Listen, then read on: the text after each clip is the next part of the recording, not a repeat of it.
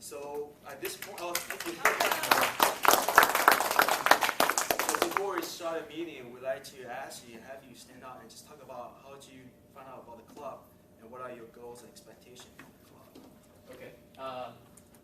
My name is Ed Zhang. I work here in this office. Oh, great. I was just peeking in. I see you guys every Wednesday. Nice. And I'm just curious to see what you guys do here. Beautiful. Yeah. Okay. Thank you for being here. And also, you just walked in. This is your first time as well? Yeah, it's my first time Okay, here. what is your name? 你好. My name is Penny from Taiwan. I have to be here 2 months, so I would like to join here to practice my English. Beautiful. Okay. Are you here to study? Is that what it is? Actually, it's for my vacation. Oh. I have a long vacation on summertime. Okay. Yeah. Beautiful. Okay. Well, we have prepared very exciting show for you. Show for you. But before we hand over to the Toastmasters, I would like you to either to turn off your cell phone or put your cell phone on silent just to respect the speakers on the stage. Thank you for doing that. Okay. So without further ado, let's go ahead and hand the stage to Johan and Jennifer. Yeah. Let's welcome them.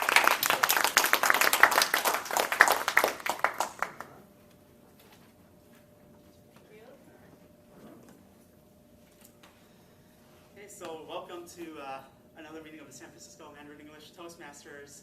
Today we just want to go over the roles. I'm the English Toastmaster. Jennifer is the Mandarin Toastmaster. And our all-counter will be Michael Leonhardt. Our grammarian is Ursula Kallio. Timer is Ben is filling up for Philip because he isn't able to make it today. And so when I was thinking of the theme for today's meeting, this weekend I had a fantastic weekend. I went up to American River for 2 days and 1 night, and with a bunch of friends, and we had a camping trip, and we went whitewater rafting, and it was one of the most awesome weekends I've had in a really, really long time. So I was thinking when I came back, wow, it was so great to get away from the big city and get away from it all. So I decided on today's theme for the meeting to be wilderness, outdoors, nature fun, anything outside in the wilderness and the outdoors. And our word of the day today is adventure, or tanxian. And that would be our word of the day.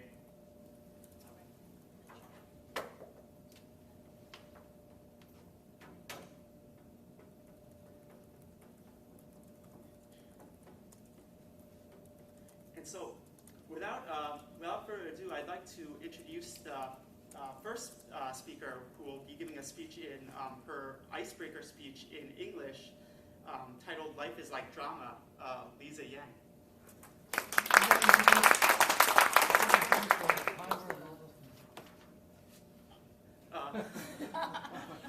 I'm sorry about that. With the off counter, Michael, would you just stand up and talk for a few seconds about what your role entails? Yes, as odd counter, I listen to everyone speaking and listen for words that don't belong in speech, like and various Chinese words too. So if you say these words, I'll count them, and at the end of the meeting, I'll give you a report on how many times you said each word. Thank you. Thank you. Thank you, Michael. Next, Ursula, would you just like to stand up and say a few words about the grammarian's role? Hello, I'm Ursula, obviously. You just said that. I have a kink in my neck, so that's why I'm a little awkward here. The grammarian's role is to make sure that people, or pay attention to the speakers who are using the theme of the day and the word of the day, and to call out certain instances where there's a lot of awkwardness or a lot of something that went really well, so that people can use those good points and then work on the awkward points. I really actually liked this week's theme because I'm going to be going to the Boundary Waters. It's a wilderness area in the middle of the country that borders Canada. And when I was thinking about the adventure and wilderness, I thought, well, in writing and speech creation, there's a lot of adventure when you're dealing with language. And one of the things that I thought about is to basically simplify your message, simple past, simple present, simple future, and that strengthens your writing. And so I thought, well, once we get to these the adventures of the advanced language, we can see the power of basic language. And so I think that that's very powerful to possibly consider. Thank you. Ben, would you like to stand up and just say a few words about the timer? Okay. The role of a timer is to keep the meeting running smoothly according to the agenda. For example, you're giving a regular speech, I will show, after 5 minutes of your speech, I will show a green card. And then 6 minutes, I will show a yellow card. And then 7 minutes, that means you exceeded that time. So for table topics, there's 2 minutes. So 1 minute is green, and then 1 minute 30 seconds is green. Yellow, and then 2 minutes is red. For the evaluation, that goes to 2 minutes. I show a green card. 2 minutes 30 seconds is yellow, and 3 minutes you exceeded the amount. Okay. Thank you. And next, we'd like to introduce our first speaker, but before we do that, it looks like the first evaluator for Lisa Lai Lin isn't here. Marco, would you be able to evaluate Lisa for today's for her first speech? Who would I be evaluating? Lisa. Oh, okay. Yes. Great. And without further ado, we will welcome up Lisa Yang for her first speech. Her icebreaker, Life is Like Drama.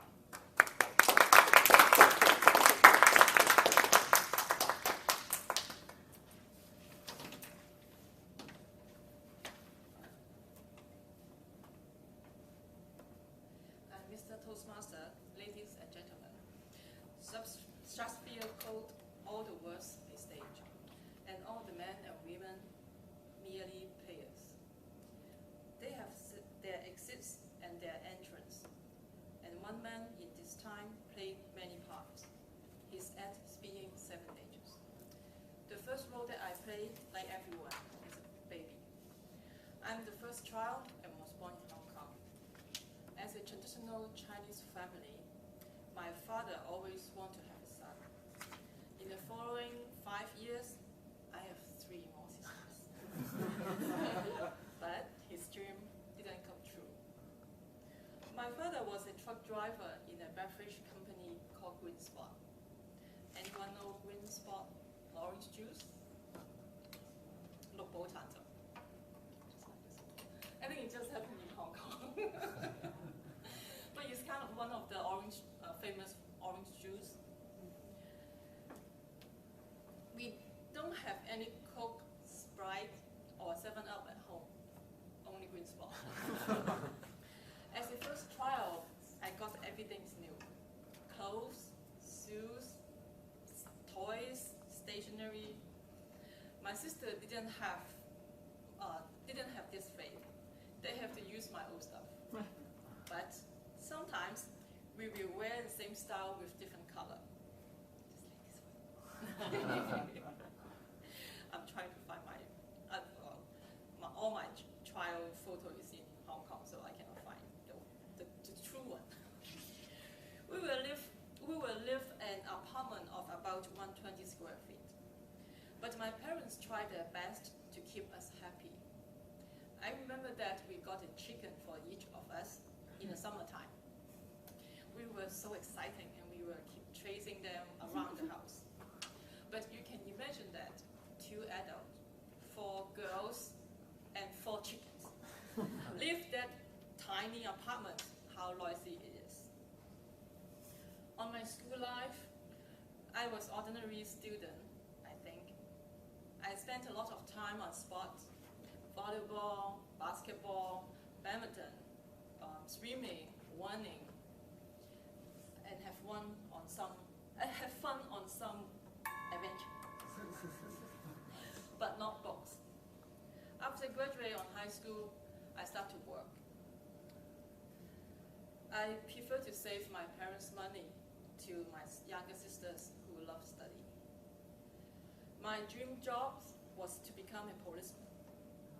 Unfortunately, I can't make it because of my parents' objection. The shooting has become one of my hobbies. This is one of my favorites. I tried to be a secretary, accountant, and bank officer in my early career life. Yes, my early career life. Turns out I settled down on IT industry.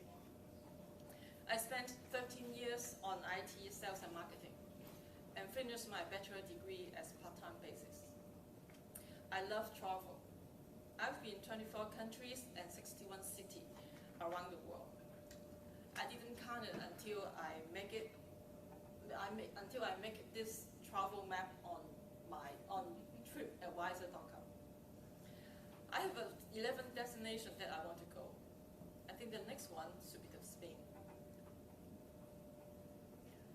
In 2005, I have one more role, wife. I moved to San Francisco after I got married. I have no idea what I'm going to do. Work was my whole life in the past. I want to see what other life will look like, such as housewife. So I tried it almost 2 years. Then I gave up. It's absolutely not my style and so boring. For example, I don't like cook. I try. I have a ton of the books, tons of the cookbooks, and all equipment, measuring cup, weightware set, and so on. I have to follow the instruction every single step. But I always got lower grade from the judge, my husband. Consequently, I go back to work. Now I'm an IT project manager in PG&E, and yes, IT again. But I still look for another role of my life. Thank you.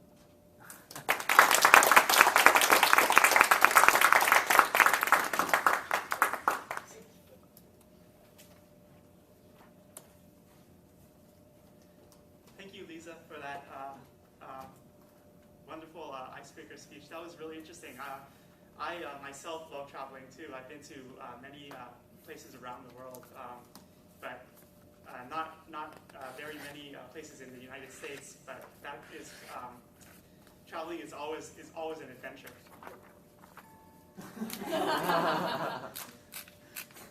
So next, we'd like to welcome up our second speaker, Barry Tsai, who will be giving his icebreaker entitled Email, Airplane, and Building.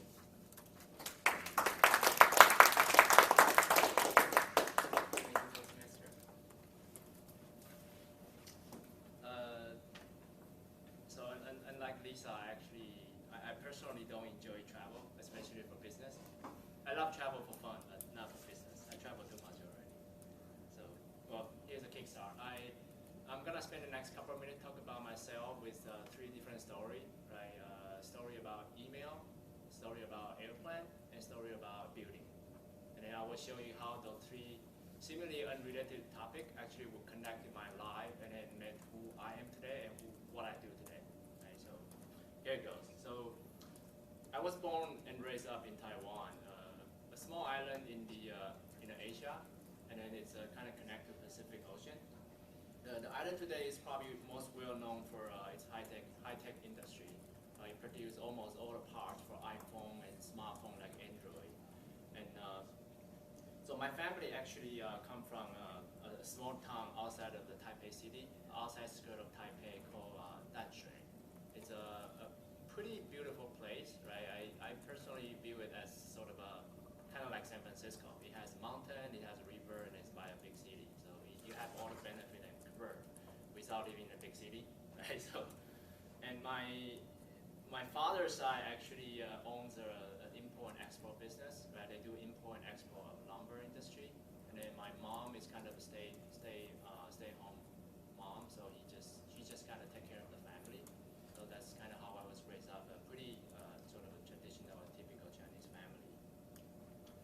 So my father has a sister, so it's basically my auntie. So she lives in the United States.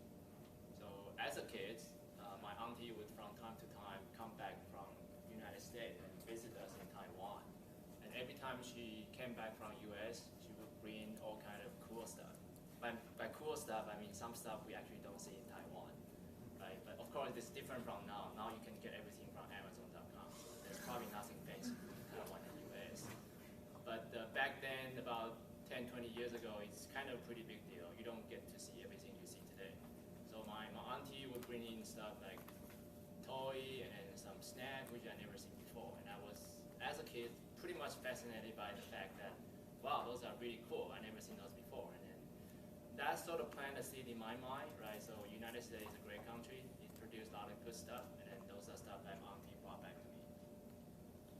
So as a kid, the way I was raised up, pretty much taught by my mom, who is a stay-home wife, right? So she pretty much just told me, just study hard, don't have to worry anything else. Study hard, get into the best college, and everything will just take care of itself. And as it turned out, you probably all know, my mom actually lied to me. So I was doing fine, like study pretty hard, and then get to the probably the best high school and college in Taiwan. And the way things work in Taiwan is pretty much you study all the way through middle school, college, and then once you get into college, you're pretty much free. Nobody gonna put any pressure on you. Nobody gonna set any goal for you. You're pretty much free by yourself. You can do whatever you want. There's no pressure. You don't even have to go to class. Well, you have to, but you have to be smart. So the first 2 years, I'm okay. I sort of pick up all those mandatory classes, finish them. And third year, I'm sort of given more freedom to choose my own thing, my own class, and I'm totally lost, right? So I'm at a year where I have no clue what's gonna happen next. I have no idea what I'm gonna do next. I don't know how my life's gonna turn out to be, right? So I was kind of stuck, basically, as a young kid in college. So it's pretty weird because all your life you will set something in front of yourself, a goal to reach, and then you try to reach one, and then all of a sudden you have nothing to pursue, right? So until one thing actually came across my life and changed my life completely, right? One day I was visiting my cousin who worked for Academia Sinica, which is the highest research institute in Taiwan, Zhongyuanyuan. And I actually traveled 2 hours from Tanshui to Nangang, which is another part of the Taipei. And then sit down with my cousin, and then we're talking about what he was doing there, and then he showed me this really, really cool thing, right? So looking back, this is probably not cool at all. Right? Everybody has this today, right? So what he showed me is basically an email system with a chatting tool. He could online and talk to someone in the United States instantly, right? At that time, 20 years ago, this is a pretty big deal to me. I was like, wow, you can actually do that, right? That's cool. So I can talk to someone across the Pacific Ocean and then get the feedback from, whoa, I'm in trouble.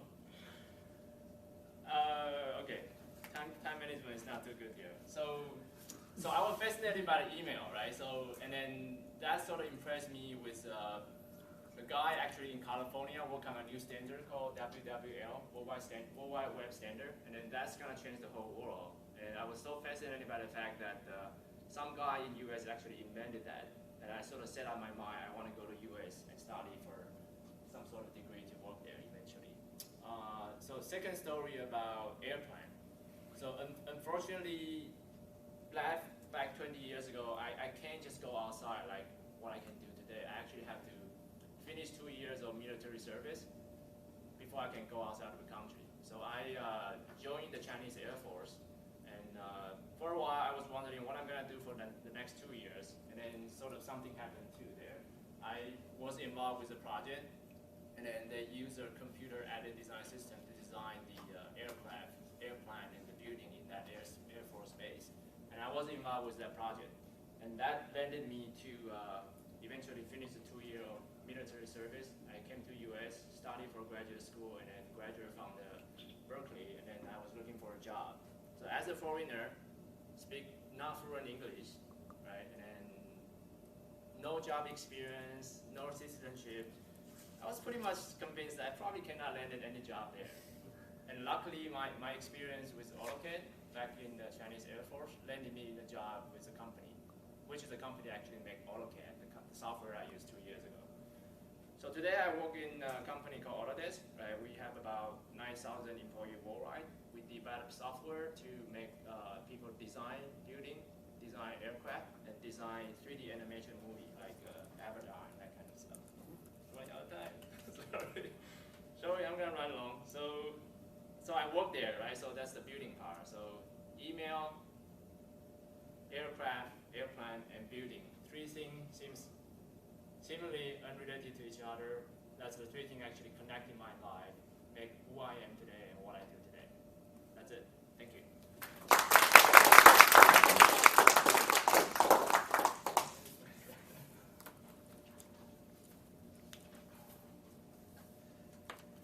Thank you, Barry. That was a really nice, it was interesting to hear about your experiences growing up. I was the same way. I kind of thought when I went to college it would kind of all work out.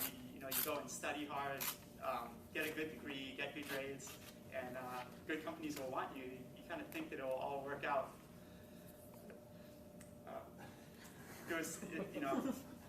Once you go out into the real world, you find it's harder, right? It's more of a rough and tumble kind of adventure. 好，谢谢。下一位演讲家是 Robert。Robert 的题目是中国奥运运动员的生涯，请大家欢迎 Robert。Here goes. 3、2、1。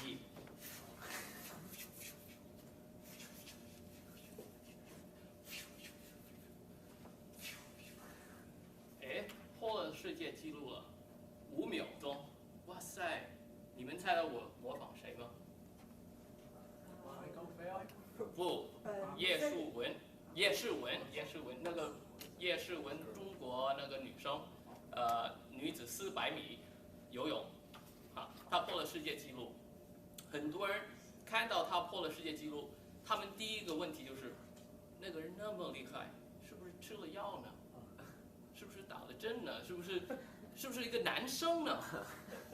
我猜不会吧，因为如果你们了解到中国运动员，他们要刻苦的训练，从小到大的训练，你们一定不会想他们是吃了药，或者是那个什么是男生打了什么那个荷尔蒙针，然后就可以做到这些。所以今天呢，我就想跟大家分享中国运动员他们要经历过什么，才得到那个奥运的舞台上跟那些其他国家人比赛。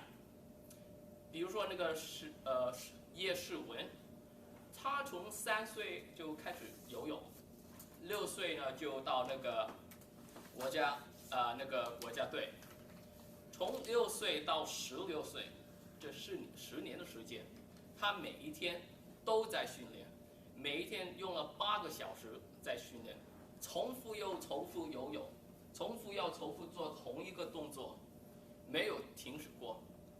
最惨的就是不可以跟父母有任何的联系，不可以，就是有时候只是1个礼拜见他们的一次。有些运动员，甚至就是只是在微博上，发他们的消息，然后就爸爸妈妈就看微博来看他们的情况是怎么样。所以他们那个刻苦的训练，不是每一个人都能做得到。另外一个例子就是那个刚刚赢了3米的跳水，叫什么名字？叫那个吴文霞，好像叫吴文霞，3米跳水冠军。当他拿到那个金牌的时候，他爸爸才告诉他，他奶奶已经过了世，还有他妈妈也得了那个乳癌，7年了，都没有告诉他，因为父母不要影响到孩子在比赛的时候的那个情绪，所以所有的事情会告诉任何的运动员。这个就是他们要刻苦训练，要得到金牌的代价。所有中国的运动员都有代价，他们的代价就不可以跟他们的父母有任何的联系，不可以跟朋友有任何的联系，不可以谈恋爱，就算在上学的时候，也不会上的那么多学，他们大部分都是在练习。所以很多运动员他们在那个上学的时间不多，每一个人都是在练习。那么有些人没有得到那个金牌，他们的人生过后是怎么样呢？要么现在我们说得了金牌那些中国奥运员，他们的未来是怎么样？好像你们应该知道有一个叫郭晶晶，也是跳水，另外一个是伏明霞，也是跳水。他们两个呢都已经嫁了给那个富翁，是吧？男生得到金牌怎么样？他们的以后的生活是怎么样？有些就当了歌星，有些当了歌星，有些呢就出了自己的牌子，比如说那个李宁，他有自己的鞋子的品牌。好，所以得到金牌的人就可以继续做生意，继续就跟一些有钱的人打关系。但是没有得到金牌，没有得到任何的所谓的到那个奥运会的那个舞台上比赛的人，慢慢就被淡忘，所有人都不会知道他们是谁。比如说你赢了银牌，在中国你赢了银牌没有意思，只有金牌才得到每一个人的尊重，这个是事实啊，这个是事实。所以怎么办呢？他们那么刻苦的训练，如果只是能得到那个银牌的话，怎么办呢？就没办法，就这样继续下去。那么如果现在我们打一个比方，就是美国跟中国的运动员，两个运动员两个国家，他们拿的金牌都是差不多。那么你觉得中国的运动员开心一点，或者是美国的运动员开心一点？这个也不要说了，是吗？当然是那个美国运动员，因为他们真的为了比赛来比赛。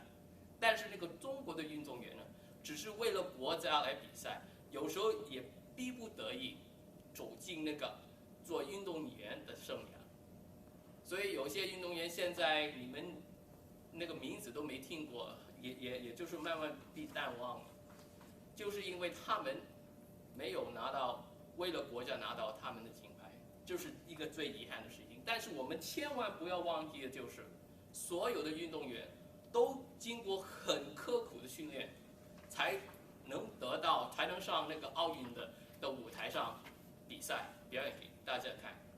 谢谢。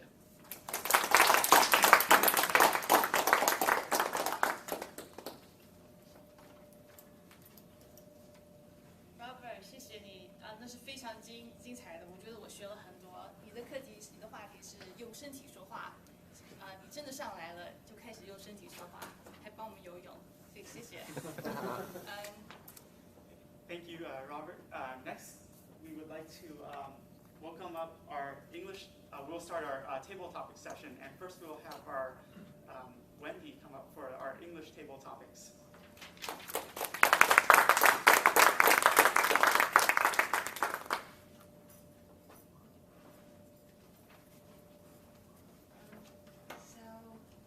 Since our topic for this week is outdoor and nature fun, now it's summertime. I hope everyone enjoy your summer so far.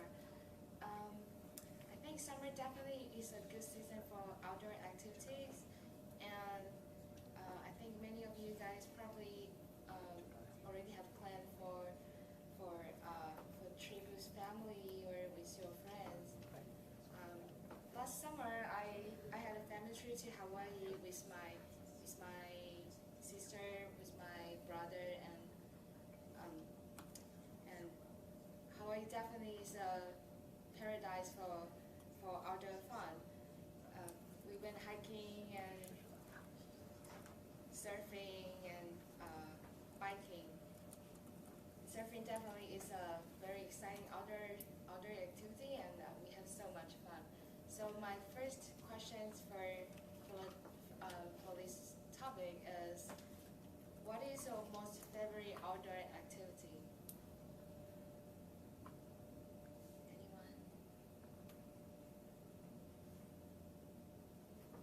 Anyone? Can you say it again? What is the question? What is your most favorite outdoor activity? Oh,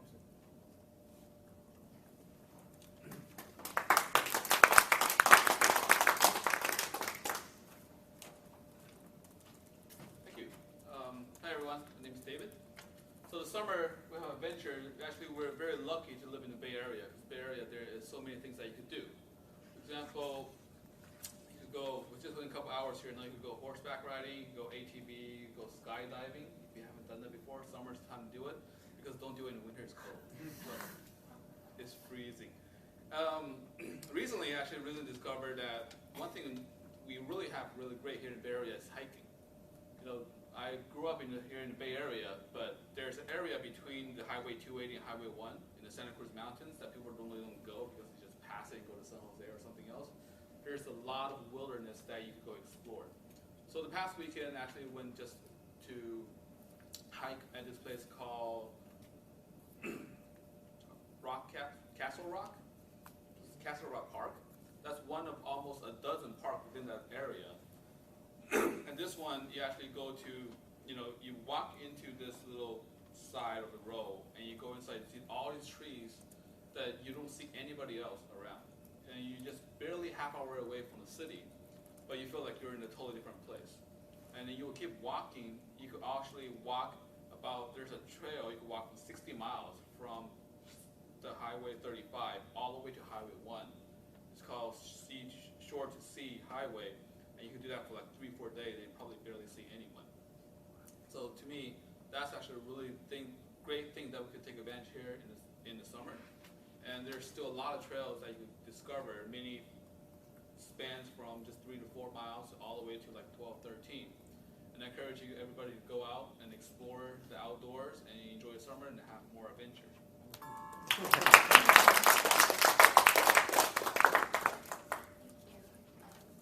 So my second question is, what is your dream place or dream country for outdoor activity or natural fun?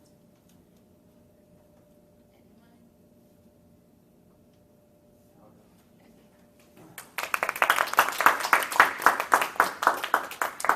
Okay, hello everyone. Dream country or dream outdoor? I've always wanted to go to Japan. I know it's a very popular place. A lot of people have been there before, but I have not. But from what I know from the movie and also the TV show, everything, Japan is a place for the hot jacuzzi, the outdoor hot jacuzzi. I think, yeah, and there's the TV show I saw like before, that there's a whole bunch of people sitting in the hot jacuzzi with the white towels on the top. And then you look outside to the right and to the left, you see two monkeys like swinging around right next to you. You can't beat that. I mean, you're taking the jacuzzi with the wildest animal. It's a really great place to be. And I really wanted to go to Japan. So if you guys know anything about Japan and I know any good places that need to go and to visit, please let me know because that's on my bucket list. I need to do that. Okay, thank you very much.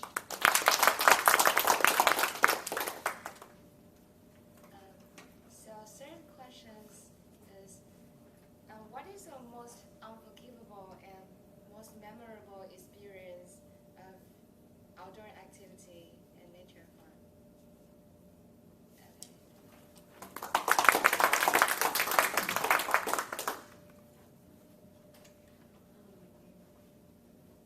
There's one summer when I was 9 years old and my sister was 13.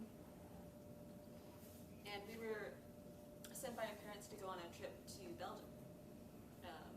And where we were was a small beach town on the north coast of Belgium, so I think that was adjoining the North Sea. And I remember my first night there. It was the summer, I think it was June, and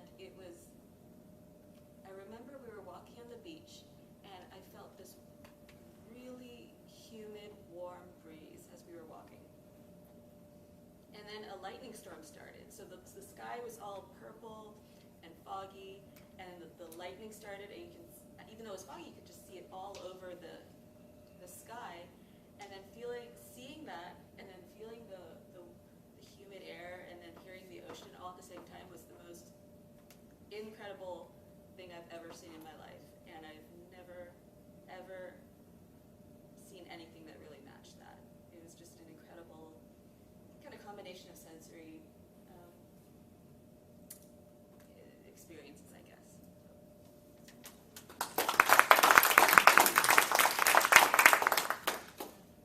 Thank you for three speakers to give us such a very interesting experience.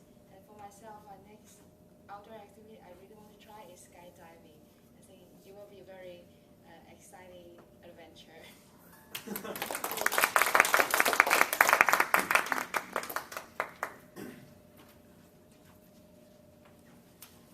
Thank you, Wendy. Those were some very interesting questions. I think Japan, whether you go to Japan, you go to Belgium, or even our own backyard, in the Bay Area down in Santa Cruz, like David was saying, all of those places are great places to visit, and you can have an adventure anywhere there. 下一个节目是中文的即兴演讲，主持人是 Alan， 请欢迎 Alan。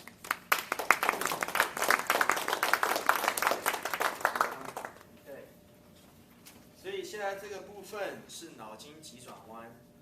我稍微讲一下哈，这个部分是我在上面来提出3个问题，然后我讲完这个3个问题以后，我每讲完一个问题，我会找一位人上来，然后稍微回答这个问题。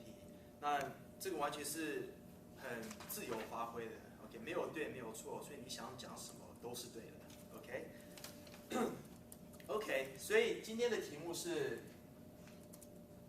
这是 wilderness 探险跟 wilderness，right？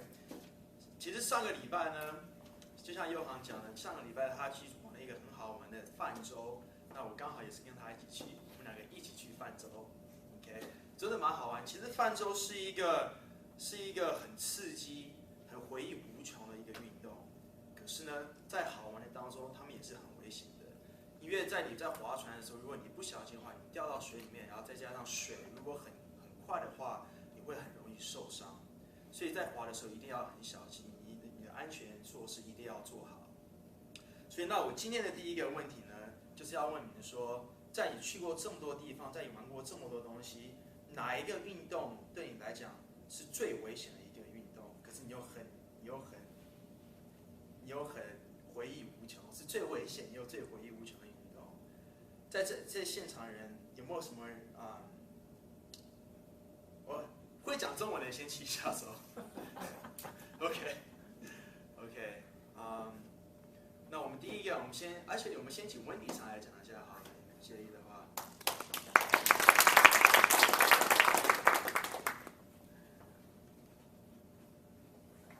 我想我最喜欢的运动之一是滑雪。那我觉得滑雪是很刺激，但是也很危险。我记得上一次大概2-3年前，我跟我的表弟跟表妹去 Lake Tahoe 滑雪。那我表妹她就不小心从那个坡道上滑下来的时候，就不小心摔倒，那她的手就骨折了。那我姑姑她就非常的担心。那之后我们只好就待在旅馆，我们之后也没有办法再出去玩，所以3天的假期就基本上就只是去赌场，去赌场，然后去吃自助餐。所以我觉得滑雪是一项很刺激、很好玩的运动，但是也希望大家下次去的时候还是要小心。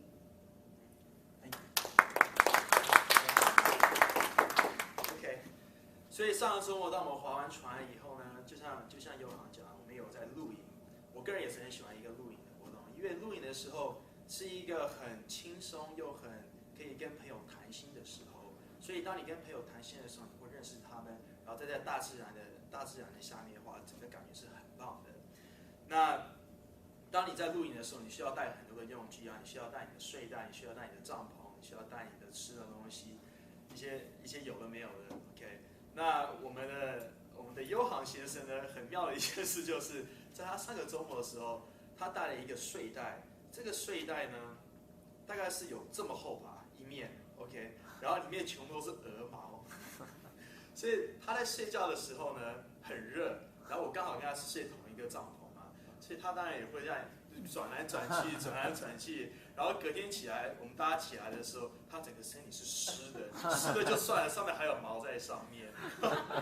OK， 所以那我第二个问题呢，就是想说，在你们去过这么多地方，去玩过这么多地方，在你在收东西、你在带东西的时候，你看过最荒谬的一个东西是什么？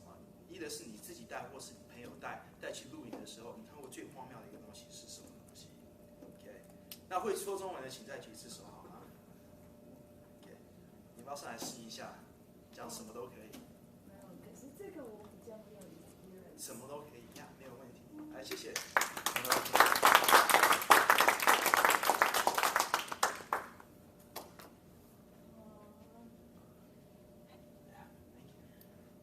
去玩带什么东西比较荒谬？我好像比较没有这方面的经验。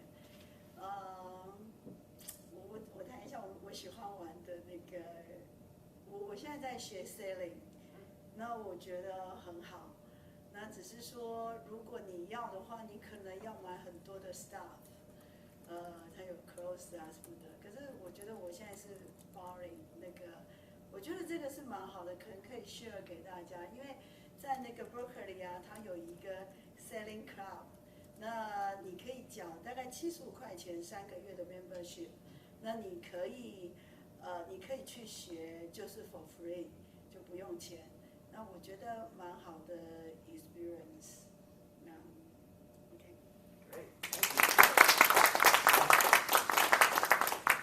OK， 那我最后的问题呢？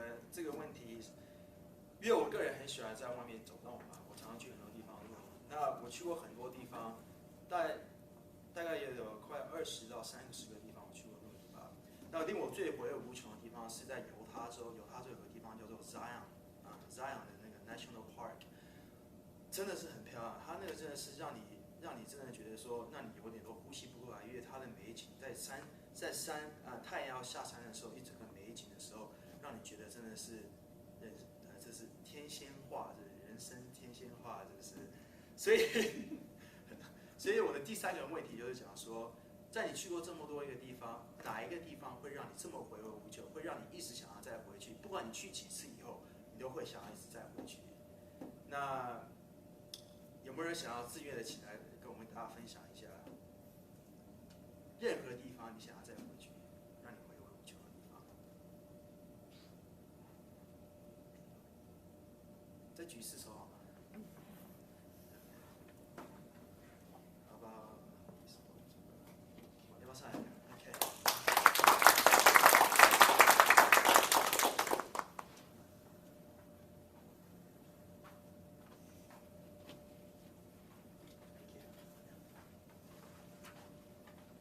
我在中国待了好多年之后呢，终于有一次就是出国的机会呢，去了泰国，给我的印象特别好，就是在泰国呢，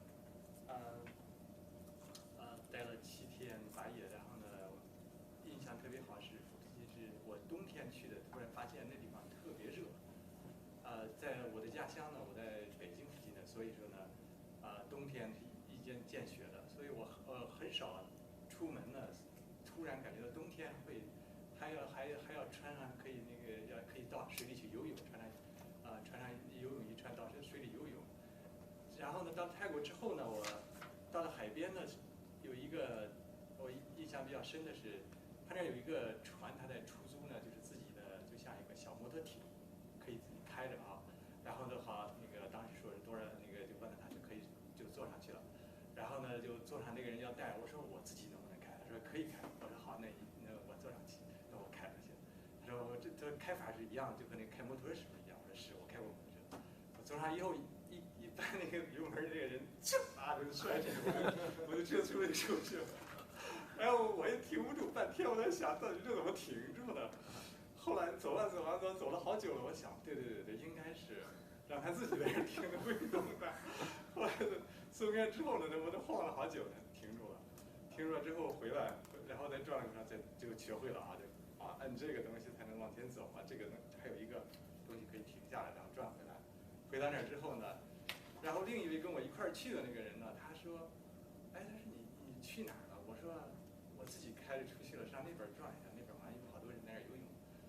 他说是吗？你看见那些人干什么？在这儿怎么了？我说他们可能没穿衣服，你去看看。他说好，我那个什么，刚才这个人带我去的，没去，我没看到。我说那你可能需要再次去。是他自己呢说了，这一定要说服那个人去开这旗啊。我觉得就泰国那个地方那个水，给我印象最深的是那个水，我就是做见过的所有地方最清了，能看得最清澈的一个地方。好，谢谢大家。谢谢康，我不一样的景色也不一样的漂亮啊！下次如果有这种没有穿衣服的时候，请记得跟我们大家讲一下，大家都可以去看一下。OK， 那我们今天就这个 table topic 就讲完了 ，Toastmasters。谢谢 Alan 带给我们这么精彩的题目，还有谢谢大家这么精彩的演讲。Thank you, Alan. Next, we'd like to welcome up our general evaluator who will be introducing the individual evaluators for the speeches, David Zhang.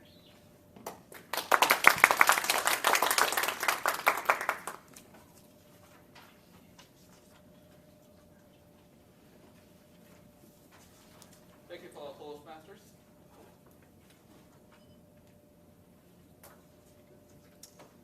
So it's been a few weeks since I've been here, and it's great to see a lot of new faces. And the job of the general evaluator is to kind of look back at the meeting and see how we can improve and get better. And so our first job is actually introduce our evaluators for our speeches. I would like to call up Marco for our first evaluation for Lisa's speech. Please welcome Marco.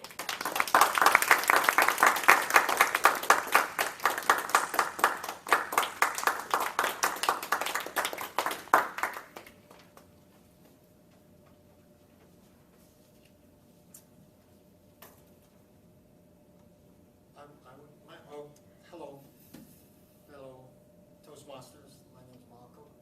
I wish I had a little more practice, but this is my first time, so here it goes. I'm trying the best. Try my best. Lisa,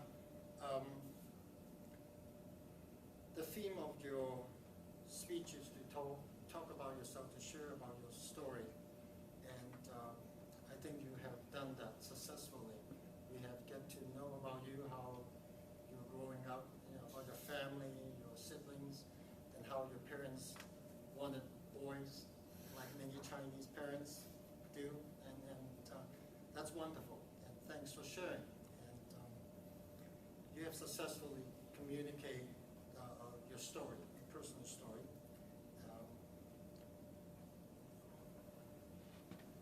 In terms of your strength, I think that specifically, I'm looking back at my notes, your friendly personality has come across very nicely. You smile and you seem to be quite humble, like a lot of Chinese people coming from overseas, from China or Hong Kong, like I was. For all I know, you could be one of those persons who is the best in what you do, but however you would not admit it, just because of your humble upbringing, your culture, your tradition, as is mine.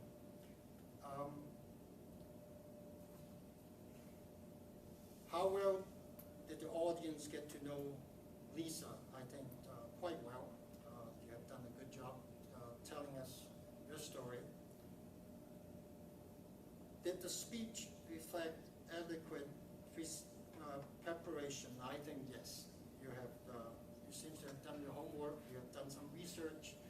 You even show us some pictures, and that's nice, very nice. And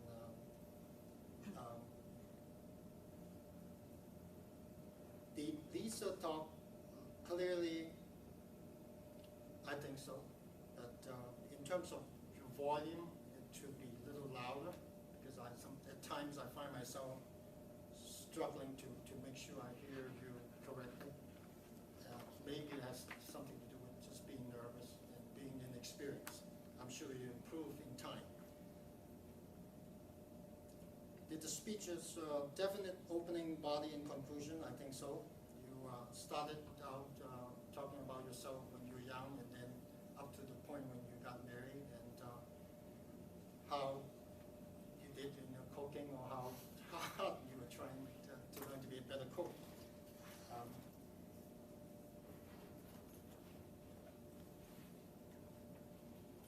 In terms of comments on your use of notes, I think it's a very nice touch, and also to show that you have done your homework.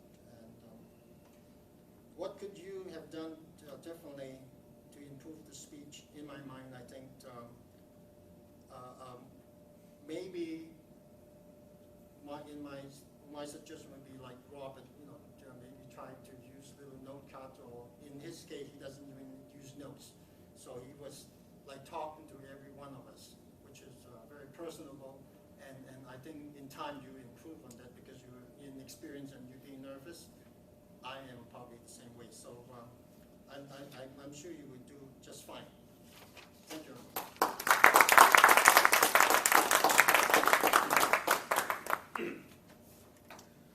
Tonight we actually have a lot of first-time speeches, and which is always exciting to me because the first speech is when you really see people come in and they get excited. When you remember first speech from me, you don't know how it's going to work. You don't know how you're going to do. When you come up here and you just go with it, and you have so much fun. And Marco mentioned Robert. I remember seeing Robert's first speech not that long ago, and now he's a lot better now just because he just keeps doing it over and over and over, and you start to really enjoy it, and you see that. So the evaluation is also, glad, thank you Marco for coming up last minute. It's hard, especially for a lot of Chinese Americans to kind of talk about themselves. And evaluation is part of that kind of practice to give feedback in a really critical way to help people grow. And this is just as part as Toastmaster is important as the speech itself. So we're really glad to have people kind of help everybody kind of grow together. So next, I'd like to introduce our second evaluator, Marshika. She will be evaluating Barry's speech.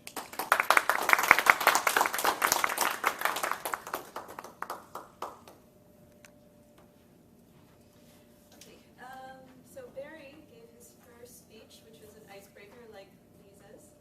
So one part of the icebreaker speech that we evaluators have to look at is the structure. Is there a clear beginning, middle, and end? So when Barry introduced the title of his speech, which was Email, Airplane, and Building, I got really excited because the concept was great. You take some simple elements and you weave it together into a speech. So that was spot on. However, what I noticed in your introduction was that you said explicitly what you're going to talk about, how they were supposed to work together in the speech, when you don't really need to say that. If you can think of it as sort of like a painting. Some painters, when they start, they have a very rough sketch of the figures or the buildings that they're going to put up, and that's sort of your introduction. And as you tell your speech, or as you tell your story, the colors start to fill in and the details start to fill in, and the story unfolds on its own. And so the listener, or your audience, will be able to understand that there are these threads that are coming together without you having to tell them. I think that's something to keep in mind in the future. I also wanted to mention that I was thinking about the email, airplane, building kind of trio, and I was like, oh boy, where is it? And then I thought I missed it because the email section came really late in your speech. And then you, I think, came up against the time crunch, and everything had to just come really quickly at the end. So having your elements be present throughout your speech would be helpful, actually. And it would kind of prevent you from having to rush at the end. And then I think it's just better for both audience and speaker. Thirdly, I wasn't sure, when you said building, I was thinking building like a house, but I wasn't sure if you meant actually building like your AutoCAD program, which is architectural Yeah, it is software? actually, my time was kind of cut short. Yeah. I was supposed to talk about our software, how people design a building, and had some like Okay. time crunch, so I skipped all that. Right. Okay. All right. So that. A few final tips. I noticed you say right a lot. So when you're giving a speech, you're like having a conversation with somebody, with all of us. But you say blah blah right, blah right. Too conversational when you're giving a speech is a little bit more of a delivery. So I would, if you can take out the rights, that would be helpful. You got your hands in your pockets, so take them out and gesture a little bit. And then timing, we already talked about that. So overall, good job on your first speech, and we look forward to hearing more from you in the future.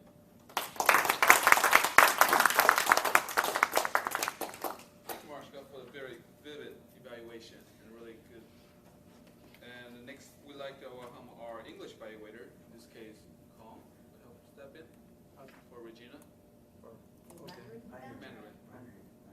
Right, Mandarin evaluator.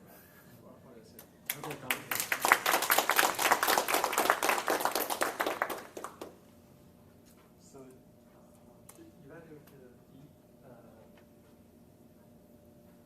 Evaluating Roberts. Robert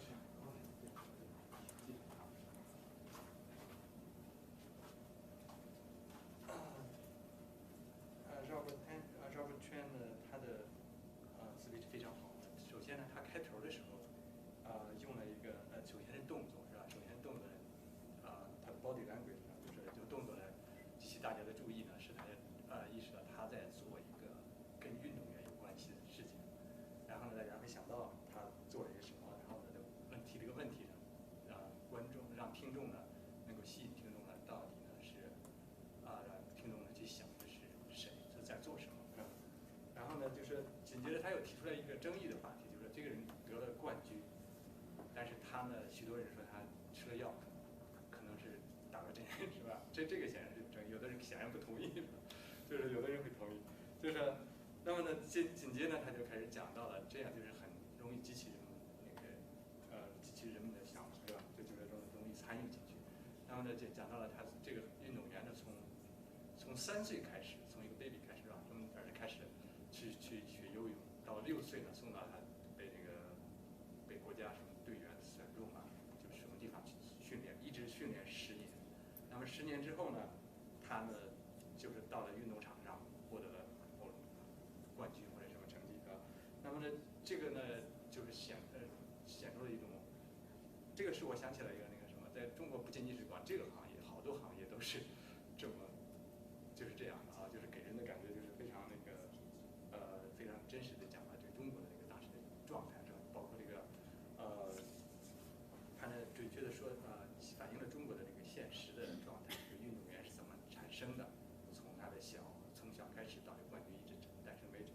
然后呢，另外运动员呢就是得到冠军之后，这些运动员呢就是还有一些这个事情，就是可能会成为名人，是吧？像李宁一样，就是这样的，就是通过这个他这个讲的这个过程呢，就是我印象很深的，他能够准确的表达了这个整个的这个中国运动员的这个生涯，使大家呢对中国运动员的这个有了认识，通过这个通过他这个过程呢，就是对这个理解呢，就去表达出我想的这非常好。如果是打分，我觉得可以到9分。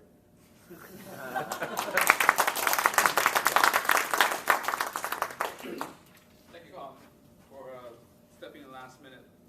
So next, we'd like to get one of my favorite part of the actual meeting is the R counters. The R counter is one of those things that you don't normally notice, but is always present, and it is really the small things that normally separates the real professionals or somebody that you can tell right away has not more. So for these, I'd like to welcome Michael, who will give us the R counter report. This is my first time as R counter, so I hope I'm not being too thorough. Alan had 3 ums, 3 ahs, and 9 okays. 3个所以一个那个 Very thorough. Ed Zhang 2 ahs. Tammy, 1 Johan, 25 ums. And 56 us. Lisa, 1 2 ahs and 1 Ursula, 1 and 2 us. And you said going to be going to. Well done. Yes. Ben, 1 5 ahs. Barry, 1 Still got me. 18 ahs. 6 so's. And a couple of my, like my auntie. Robert,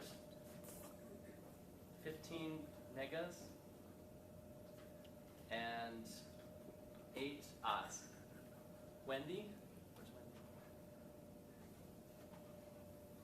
10 ums, 15 ahs. Iga soy, iga nega. Jennifer, there's 4 ahs. David, oh, you're David, yes. 2 ums, 1 ah. 4. You know, an and so, a like, and a kind of. Marshka, 14 ums and 4 ahs. And a sort of, an okay, and then so, a couple more so's. You know. 不好意思，我听不到你的名字。Timmy. Tammy. Yeah. Oh, sorry, I was counting you earlier too. Yeah. You had 4 ahs. Yeah. And 还有3个nega. Okay. Kang, 4 ums, 20 ahs, 8个nega, 3个然后. Marco, 15 ums, 15 ahs. That's all. Thank you, man.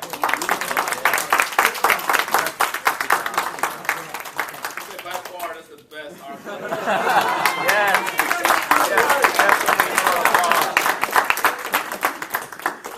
Whoever's next week is got a big shoes to fill. Hopefully we'll say fewer ums next week. Yes, we will. So next we'd like to call, actually was missing from the bottom agenda, but we have Grammaria today. So we'd like to hear Ursula's report on Grammaria. So I had some fun with all of this. This is my first time. Ding. The intro to the meeting, I thought about a conductor, and this goes for Alan and also Johan. And obviously we heard about the awe counter and things like that.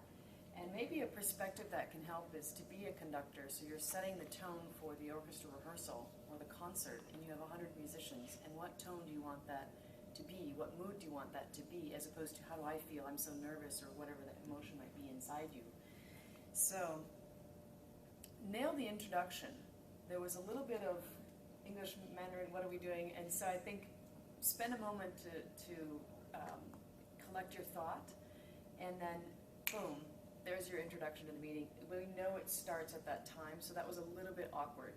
I like the fact that you're generally comfortable up there, so it's easy to hear whatever's coming out of your mouth. Yeah. So I do have one important word that the hand over to somebody sounded a little bit like hangover. Oh. So you might want to tweak that one a little bit.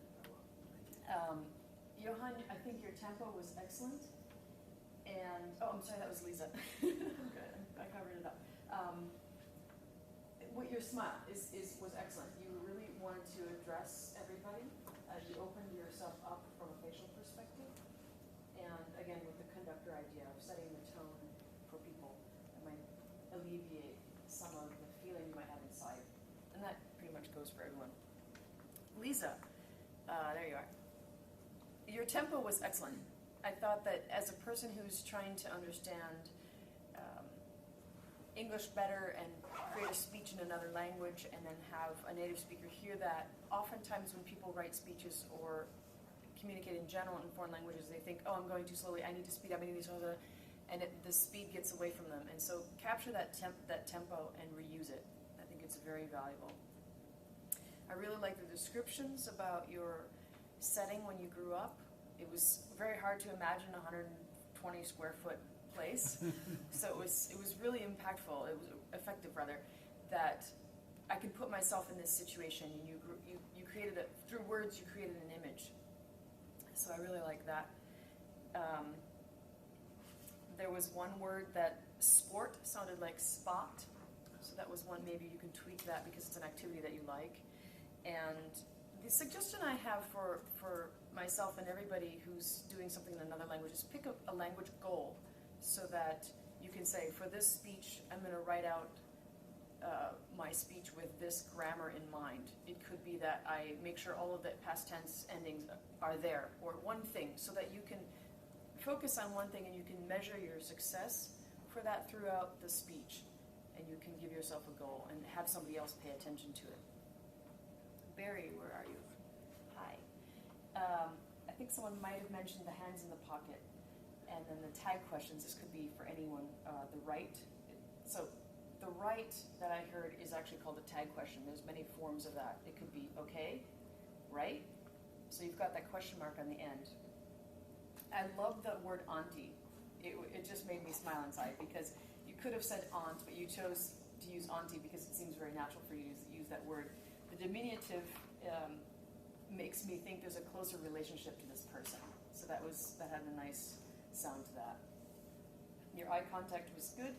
I think it can be spread apart. So what I'm focusing on from a word perspective is how those words come through body language, because I'm trying to understand different accents and different languages, and I've been connecting the two as I've been listening to everyone. Of course, you already know about the shock of time, so that was a little awkward in terms of the verbiage that surrounded that. I didn't hear the theme of the day or the word.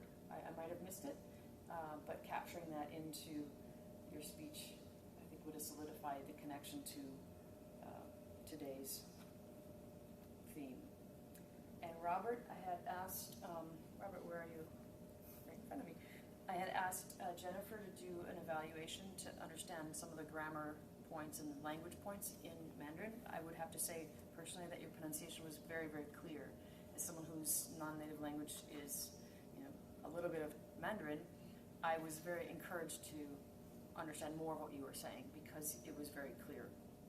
Jennifer, I don't know if you have a couple words for Robert. 我觉得我学了很多 Robert 9点整。Wendy? There you are. I heard the use of the outdoor terms and other terms for the theme, connected to the theme. That was very solid. And I could tell that you had done your research and focused on getting questions that people could easily participate in. And I could say that your volume was a little low, so sometimes I couldn't necessarily understand some of what you were saying. So, David. I heard wilderness. I loved the concrete examples, so the terminology that you used, the descriptions, the language, the linguistic descriptions of what you were seeing or what was available in terms of activities was nice, because it was something I could take home, and if I wanted to do those activities, I knew exactly where to go. So you provided me with a verbal map of what I could participate in on my own time. Alan. I just went through the whole list, so back to you again. Some of the casual pieces of language are coming out. So the right at the end, that tag question, makes the speech sound a little casual. So I would remove those tag questions, and then it gets to be a little bit more formal. Pulls it in from a restaurant conversation to this kind of setting. Marshika? Is that how you say your name? Marshika. Marshika, okay. I thought that your description of the, I think I'm supposed to evaluate you. Well, here I am doing it. I think your description of Barry's speech was very useful in terms of the aids. One thing I noticed, and I wrote this down because I think it's applicable to anybody. I thought there was something in your mouth. There was. Yeah. So one of the thoughts. I noticed that too. She was So candy, you know. one of the thoughts that came to mind that might be useful for everyone is somebody might be reading your lips. And if you have something in your mouth, it might disrupt the process of doing that if they're not able to hear, and that's what they're using to understand what you're saying. So that is something that could come up. And Tammy, this is another thing that it's a general comment. I noticed from you that the mixture of languages came out. Some, mostly Mandarin, but some English. And I thought of interpreters. If somebody is interpreting your speech, they will have a difficult time because they have to immediately switch to another language. And sometimes they might not understand that language. So that could be a logistic issue from a language perspective. Kang, your body language and also Robert's body language got the top notch in terms of connecting the verbiage with body language. So that was very natural, and it was very helpful for me to see you use your body language effectively. And I wrote down that I heard your words through your body language. So thank you. That's it. Thank you. So first time having grammarian, I think it's actually very constructive. So thank you, Ursula. Yes. Thank you. So next we'd like to have Ben to be a timer. Just let us know where everybody did. Okay. Lisa, where's Lisa? Over here. Oh, here you are. Your time was 5 minutes and 4 seconds. And Barry, you got 7 minutes and 24 seconds. And Robert, 6 minutes and 14 seconds. And let's see what about table topic. English table topic. David, 1 minute and 51 seconds. Alan, 52 seconds. Moshika, 1 minute and 16 seconds. For the Mandarin table topics, Wendy, 1 minute and 11 seconds. Tammy, 50 seconds. Kong is 2 minutes and 23 seconds. Evaluation, Marco, 3 minutes and 55 seconds. Moshika, 2 minutes and 48 seconds. And Kong, 2 minutes and 35 seconds. Thank you. So timing is one of those things that you'll get better at with time, or you just get really good at wrapping yourself up in a very professional-looking way, even though you're not pretending that's not what you're supposed to do. So this last part of actually the main job of Genuine Evaluator is to help everybody improve, to help make our next meeting better. And today I really like Ursula's word in the beginning, the power of basic language. Sometimes as you develop your speech, you overcomplicate things. Sometimes it's really easier to break it down to simple things and go back to the roots. Today we had two Toastmasters, but in the beginning it felt like there was only one. And then I think one thing that could help with that is to introduce both Toastmasters early on. Because once you start talking and going and you get excited, you start talking, it's hard to transition to the other person. But this is a Mandarin English Toastmaster, so we want to have both represented equally in the beginning to show that we have two Toastmasters. So that's one thing I tip for anybody else who's doing it. It doesn't matter which side you are. Come up, introduce your name and where your role is in both languages, and then go. That way you will have a much smoother transition right from the get-go and be a lot easier as you go forward. And another thing, because we have a grammarian and we actually have a gong, for those of you who doesn't know why we ring it, is every time you say the word of day, you should sort of ring the gong. That's just to motivate people to kind of use the word of day. But standing up here doesn't really help, because if you even speak it, somebody else will have to notice it to ring it. So I'll recommend for next time to pass the gong to a grammarian or to the timer or to somebody else that's underneath that you actually help us use this as reminders intended to. And next, for the speakers, sometimes I feel like the speakers are really rushed to come up here. So one thing for the speakers, really wait until you're really called up, until you come up. And for the Toastmasters, it'll be good to start out, introduce their name, but make sure they don't stand up yet. And then explain to people what their speech number is, and also what they should be working for on this speech. Because today we actually had two first icebreakers, which is great. But as you go on, every speech has a little different objective we work on. And as you work on each objective, you get better and better. So it's good for people to know what they're working on, so as you're listening, you can help them as well. And also I noticed we didn't have the evaluation sheet today for everybody, because normally you get a little small sheet that all the audience can participate and evaluate the speakers and help them give constructive feedback as well. So I think we have in the box, we should have extra of that. We could pass it out next time. And also, as we introduce the speaker, to introduce who their evaluators are, so then we know right away who they are and make sure that their evaluation form, everything is been passed on. And lastly, just one thing, this is always something, whoever's standing up here, no matter if you're a speaker, you're a host, whoever, this is your stage. And as we come transition, just think of it as a ceremony. Whoever comes up, if you're a tabletop master, you invite somebody, wait for them to come here, shake their hand and pass the stage to them, and then you leave on. And another thing is you always want to try to pass behind them, not in front of them. That's just in general. As you go to more meetings, you'll see that just kind of get you used to kind of set a setting for maybe you're going to have to host a wedding someday or something. You never know.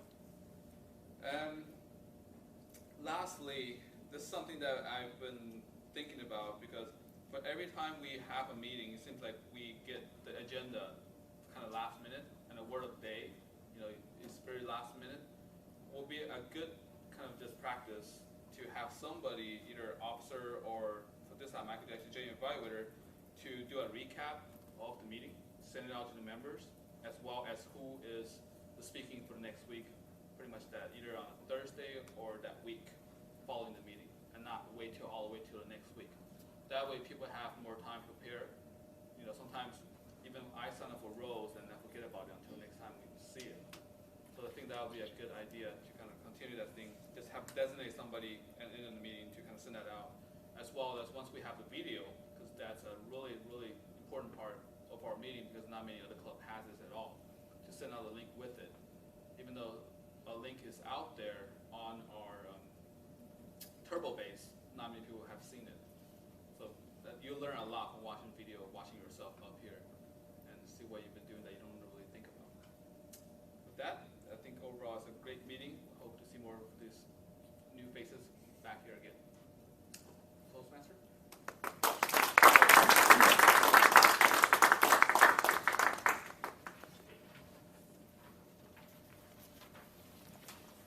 Thank you, David, for the wonderful evaluation. We're always looking for ways to improve each meeting. So we really see each meeting, I like to see it as a stepping stone. Each meeting, as we practice and we get it down, for anybody, depending on your level, we're getting better and better each time.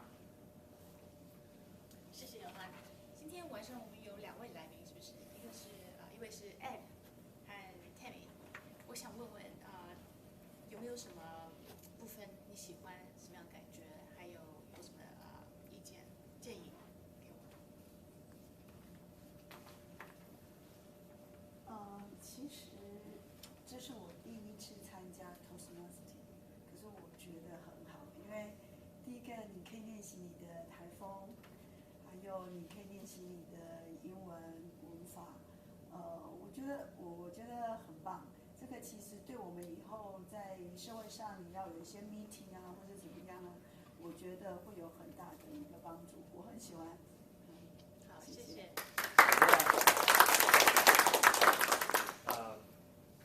可以讲英文吗？是中文部分还是英文部分？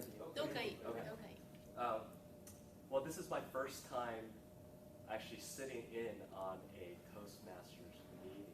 I'm usually in that other room on the phones. So I thought thought it was a very good experience. I'm not counting anymore. All I can think about is that. And actually, that was something that was very useful, I think, in a way. It is. I think for all of us in our day-to-day, there goes again. You know, whether you use it at work or if you use it in your social time or whatnot. Maybe we can add that. But I thought it was a good experience. I think there were certain things that came up throughout everybody's speeches that made me think about, I wonder what do I do when I'm just going through my day-to-day routines with people.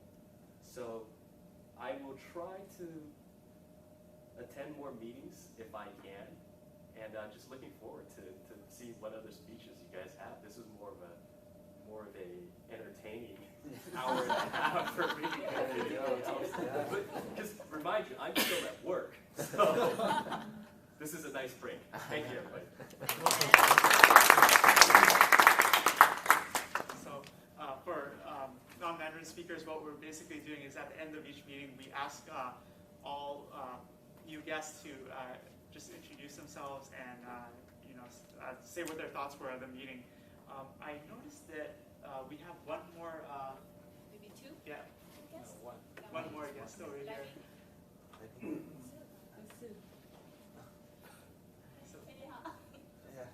So we do have one more guest. Would you like to say a few words? Just how you heard about Toastmasters? This is your first Toastmasters meeting.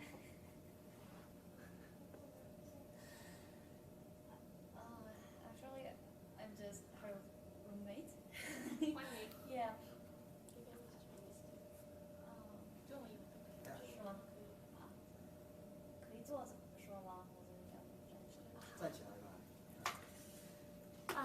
怎么说呢？大家好，我是他的宠物，我也想参加你们的那个 Toastmaster， 但是我那个下星期五就去纽约，所以虽然想参加唱队，只是来怎么说呢？跟他一起来。谢谢。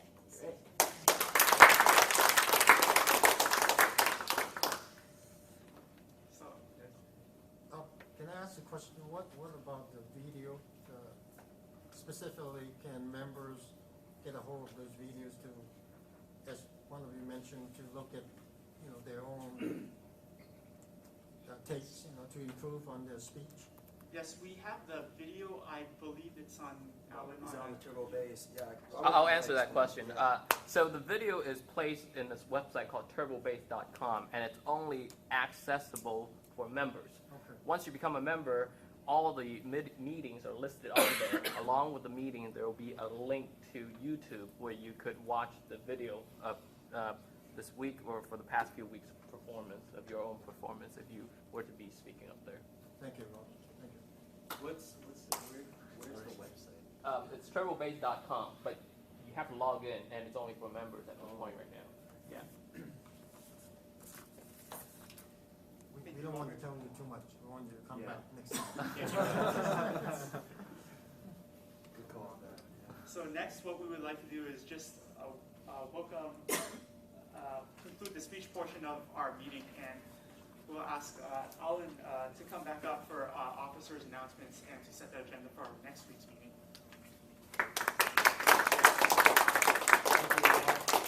Thank you, Jennifer. Let's give them a round of applause. Thank you very much. It seems easy, but there's a lot of behind-the-scenes work. They do a lot of emailing, coordinating everything, like confirming all the roles. So it's not just here, but it's a lot of behind-the-scenes work as well. So let's go give them a round of applause. Before we set the agenda for next week, is any officers have any announcement that they want to make? No? And Robert? I'm just going to go ahead and reiterate the point that once you join Toastmaster, you get the manuals to start your competent communicator or your competent leadership, and so you can start with that.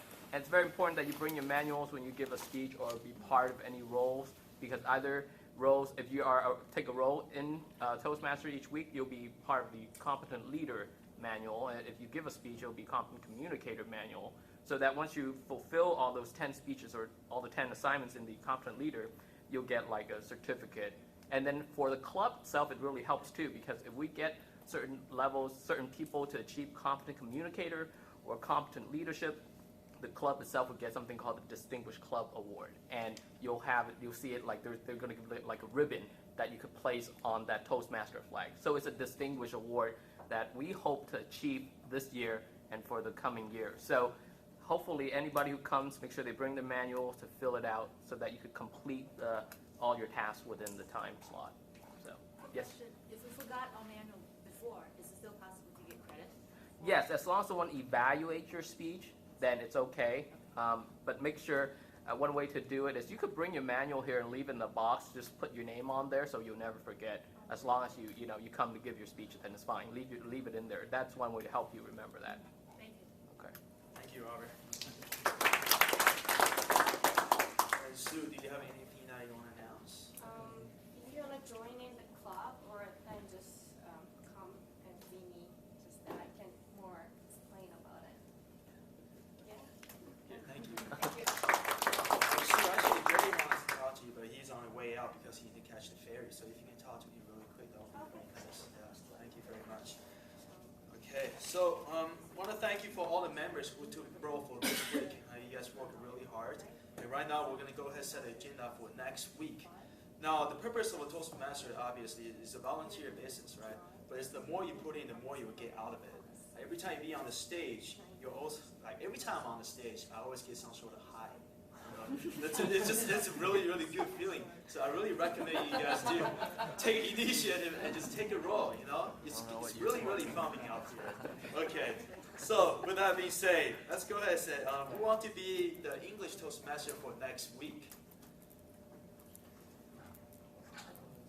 It's a great feeling. Anybody? Okay, if not, I'd like to start pointing out names. Ursula, would you like to be the English Toastmaster for next week? Check my schedule. Okay. Well, go ahead, check it. We might have some different rules for you.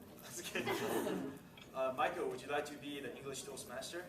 I was hoping to hear the Chinese speech. Okay, great. We can go ahead and mark that. Okay, so I'll go ahead and mark that down as well. Chinese speech, Michael. Okay. English Toastmaster, still looking for it. Marco, would you like to be the English Toastmaster? It's fun. I'm not sure I'm ready this time. Oh, don't worry. We're here. I mean, if you have any questions, we're here to help you out. And you won't know each other. Someone else is going to be it. Would you like to be it? I wanted to give my speech about the introductory speech. Oh, your icebreaker? Yeah. Okay, great. Would that be in English or Chinese? English. English, okay. Okay, and Marshika, would you like to be? Thank you very much. Okay, who would like to be the Chinese Toastmaster?